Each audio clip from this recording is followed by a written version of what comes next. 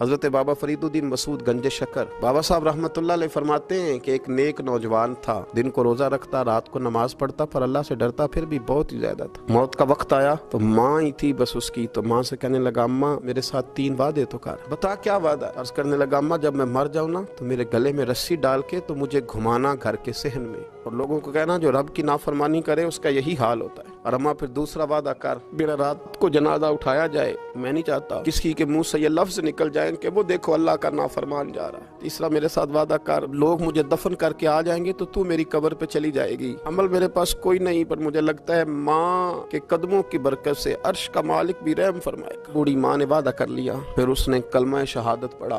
उस नौजवान की रूह परवाज कर गई। बूढ़ी माँ ने रस्सी मंगाई, लेकिन जब माँ गले में रस्सी डालने लगी तो घर के हर कोने से आवाज आने लगी, खबरदार ये रब का दोस्त है, अल्लाह के दोस्तों के साथ इस तरह का मामला न किया जाए।